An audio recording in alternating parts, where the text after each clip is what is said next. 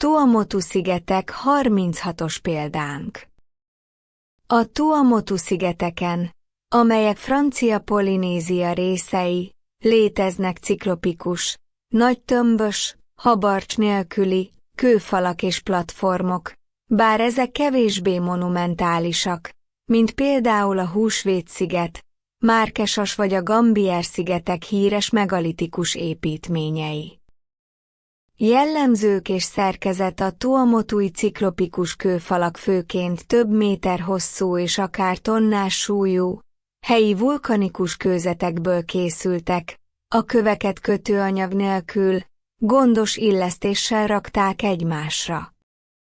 Ezeket az ősi kőplatformokat, marae, vagy szent helyeket, rituális tereket közösségi, vallási és törzsi célokra használták, rajtuk gyakran álltak faszentélyek, szobrok is.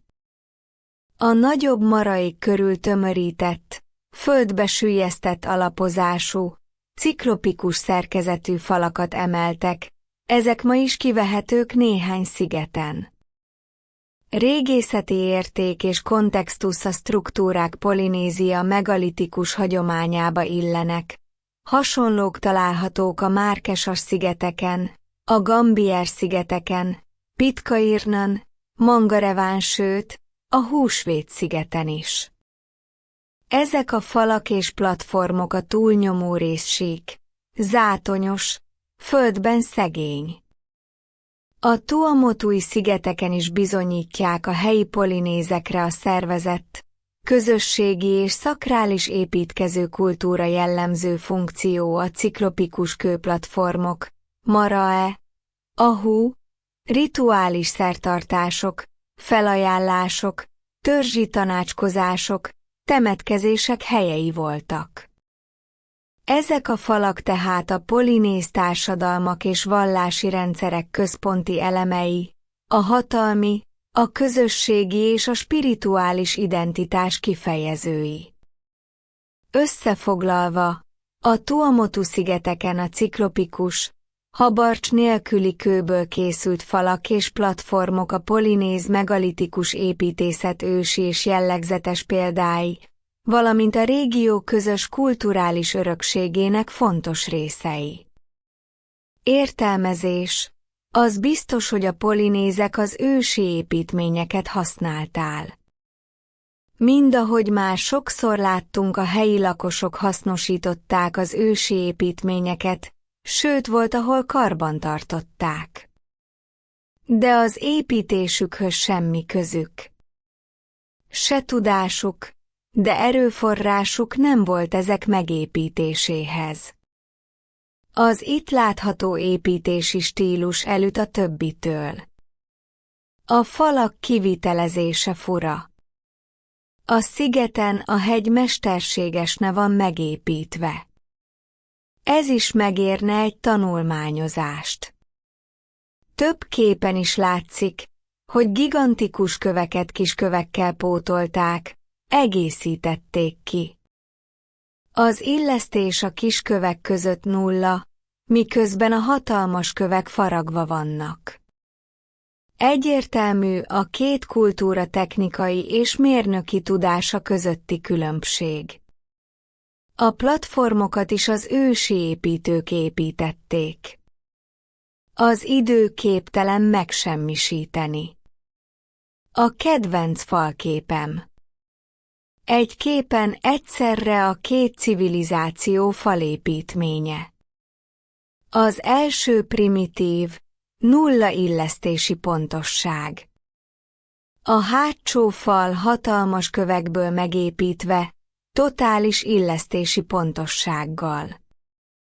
És még valamit elárul a kép. A polinézek, amit építettek 500 év után, nagyrészt ledőlt, szétesett. A mögötte lévő faj majdnem tökéletes, az időjárás, a földrengések nemigen okoztak kárt benne. Most is állnak, pedig 70-80 ezer évvel ezelőtt építették. És úgy meglettek építve, hogy most is állnak. A kérdésem, a nai ember tud olyan építményt alkotni, ami egyben megmarad 80 000 évet? Válaszom nem. Szobrok, itt is vannak hosszú fejű szobrok, de mind le vannak döntve. Amiket felállítottak, azok mind kizárólag kerekfejű szobrok. Amit tudjuk, hogy az embereket ábrázolja. Azért, ha belegondolunk, van itt manipuláció. Ti mit gondoltok?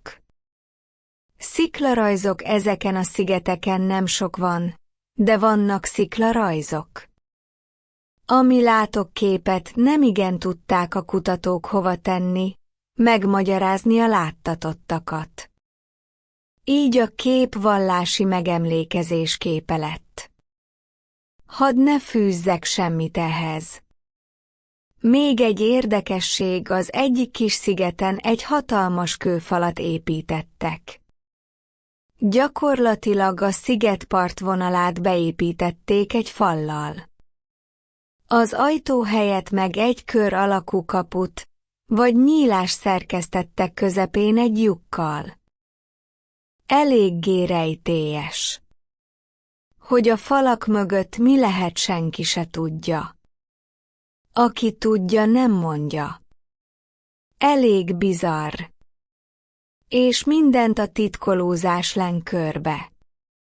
Egy biztos, nagyon is bekukkantana az ember a falak mögé. Talán a jövőben lesz egy ember, egy régész, egy kutató, aki mesél róla. Még talán képeket is megoszt. De jelenleg a csönd hatalmas. Amit mi már megtanultunk, hogy akkor van ez így, ha valami komoly dolgot titkolnak.